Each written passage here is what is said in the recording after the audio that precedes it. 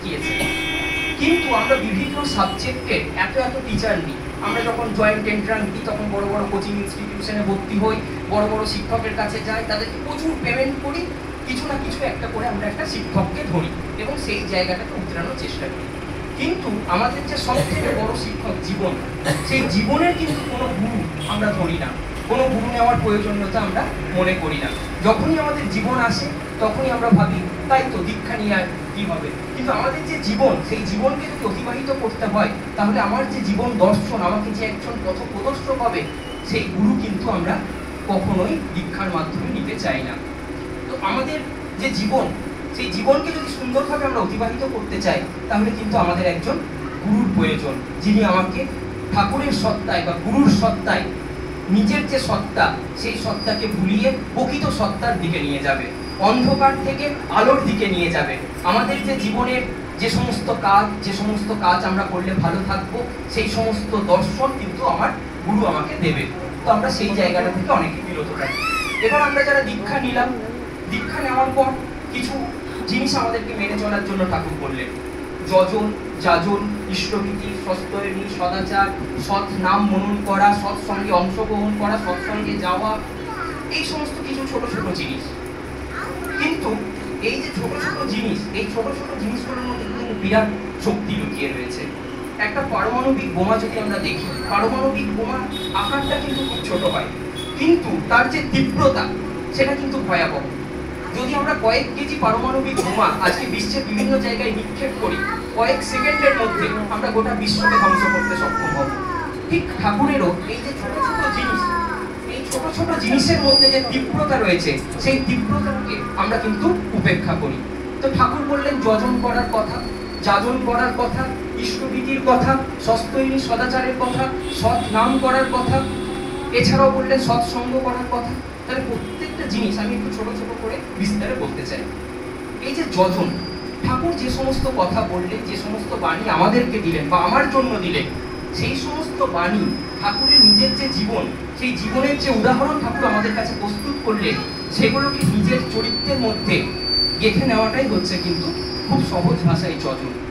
আর যখন আমি নিজের চরিত্রের মধ্যে গেঁথে নিলাম, যখন আমি সমাজে বিভিন্ন মানুষের সঙ্গে ওঠা বসা করছি, তাদের মধ্যে ঠাকুরের যে কথা, ঠাকুর যেগুলো আমাদেরকে দিলেন, সেটা মানুষের মধ্যে ছড়িয়ে দেওয়াটা হচ্ছে যাজন।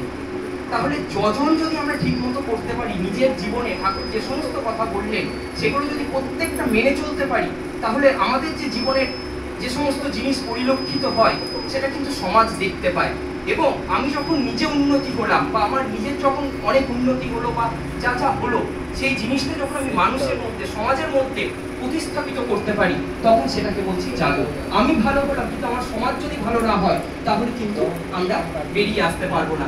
আজকে যে সমাজ আমাদের কলুষিত হয়েছে, তার জন্য কোথাও না কোথাও আমরা প্রত্যেকেই দায়ী। আমরা কোথাও না কোথাও ঠাকুর থেকে সরে যাচ্ছি। ঠাকুরের যে সমস্ত কথা, ধর্মের যে সমস্ত কথা, সেখান থেকে আমরা সরে যাচ্ছি, অধর্মের দিকে আমরা যেন অগ্রবাহিত হচ্ছি বা অগ্রসর হচ্ছি। তার জন্য কিন্তু আজকে আমাদের এই সমাজের অবস্থা। এই সমাজকে যদি সুন্দর করতে হয়, যদি সমাজকে আবার সুন্দর করে ভারতবর্ষ যদি আবার গোটা বিশ্বকে পথ দেখাতে চায়, তাহলে কিন্তু আমাদেরকে এই যাজন করতে হবে। ঠাকুর যখন প্রথম দীক্ষা দেওয়া স্টার্ট করলেন, দীক্ষা দেওয়া যখন শুরু হলো, তখন অল্প অল্প মানুষ কিন্তু দেওঘরে জমা হতো। আজকে যেমন দেওঘরে আমরা প্রচুর ভিড় দেখি, আমার ঠাকুমারা বলে যখন 1950 সালে বা 60 সালের ঘটনা, তখন কিন্তু দেওঘরে আজকের মতো এত বিশাল কিছু ছিল না। ধীরে ধীরে ধীরে ধীরে বাড়তে থেকেছে এবং বাড়তে বাড়তে আজকে কিন্তু যে জায়গায় আমরা দাঁড়িয়ে আছি, 145 কোটি আমাদের ভারতবর্ষের লোক সংখ্যা, সারা বিশ্বে 800 কোটি, কয়েক কোটি দীক্ষিত কিন্তু আমাদের ঠাকুরের আছে। আমরা একটা টার্ম শুনি যে কম্পাউন্ডিং ইন্টারেস্ট, অর্থাৎ একজনের দ্বিগুণ, দুজনের দ্বিগুণ, 4 জন, এইভাবে যখন বাড়তে থাকে খুব দ্রুততার সঙ্গে কিন্তু সেই গতিটা হয়। আজকে আমরা দেখেছি যে কয়েক কোটি আমরা দীক্ষিত। এই কয়েক কোটি মানুষ যদি সর্বশক্তি নিয়ে আমরা ঠাকুরের কথা বলি, ঠাকুরের প্রচার করি, ঠাকুরের কথা মানুষের মধ্যে ছড়িয়ে দিই, তাহলে কিন্তু সমগ্র ভারতবর্ষ তথা বিশ্বের দরবারে ঠাকুরকে পৌঁছে দিতে আমাদের কিন্তু আর বেশি সময় লাগবে না। ঠাকুর আমাদেরকে বললেন ইষ্টভীতি করার কথা। অনেককেই যখন আমরা বলি যে ইষ্টভীতি, তখন অনেকেই বিভিন্ন রকম বিরূপ মন্তব্য করে। আমরা যখন বাইরে যাই, মানুষের সঙ্গে বিভিন্ন ঠাকুরের প্রসঙ্গ আলোচনা করি, তখন বলে ইষ্টভীতি কেন করবো, কিন্তু এই যে ইষ্টভীতি, এর মধ্যে যে শক্তি লুকিয়ে রয়েছে, যারা যারা নিয়মিত প্রত্যক্ষভাবে ইষ্টভীতি করে তারা কিন্তু জানে। যখন সকালে তারা ঘুম থেকে উঠে ঠাকুরের ঘরে যায় এবং যখন ঠাকুরের ধ্যান করে এবং ইষ্টভীতি করে, তারা বুঝতে পারে জীবনে তাদের কি কি পরিবর্তন হয়েছে। যে যে পরিবর্তন আমরা দেখতে পাচ্ছি সেগুলো মানুষকে আমরা বলবো যে ইষ্টভীতি কেন করতে হবে। আমরা 5টা যজ্ঞের কথা জানি, সেই যজ্ঞের কিন্তু একটা যজ্ঞ কিন্তু আমাদের ইষ্টভীতি। আমরা যদি ইষ্টভীতি করতে পারি তাহলে আর কোনো যজ্ঞের কিন্তু আমাদের প্রয়োজন নেই। এর থেকে বড় যজ্ঞ আর কিছু হয় না, আমাদেরকে ইষ্টভীতি করতে হবে। ঠাকুর বললেন সৎ নাম মনন করার কথা। আমরা কিন্তু সৎ নাম অনেকেই করতে সময় পাই না, নয় আমরা অনেকেই কি করি না, সৎ নাম বলেছেন ঠাকুর, কিন্তু আমরা কোনোভাবে খুব আলাদাভাবে ব্যাপারটাকে এড়িয়ে যাই। কিন্তু এই যে সৎ নাম মনন যারা রেগুলার করছে তারা কিন্তু জানে এই সৎ নামের কি মহিমা। বিভিন্ন রিসার্চে দেখা গেছে যে সৎ নাম বা যে কোনো ধ্বনি যদি আমরা বারবার উচ্চারিত করি তার কি প্রভাব আমাদের শারীরিক এবং মানসিকভাবে পরিলক্ষিত হয়।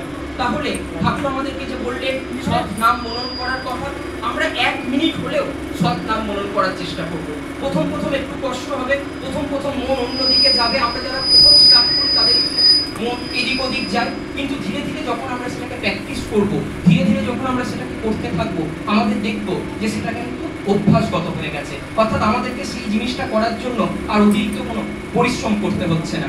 এছাড়াও আমরা মাঝে মাঝে সৎসঙ্গে যাব।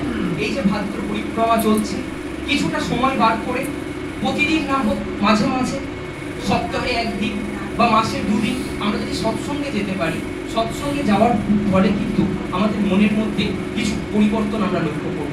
যেমন আমরা যদি বাড়িতে এই সময়টায় 1.5 ঘন্টা সিরিয়াল দেখতাম, হয়তো কিছু শিখতাম না, বা সংবাদ মাধ্যমের যদি কিছু বিতর্ক দেখতাম উত্তেজনা মূলক, সেই জিনিসও কিন্তু আমরা কিছু শিখতে পারতাম না। কিন্তু এই যে ঠাকুরের কাছে আসছি, বিভিন্ন মায়েরা গান করছে, তার ফলে আমাদের যে মনের পরিবর্তন হচ্ছে, আমাদের সামাজিক যে বিরূপ প্রতিক্রিয়া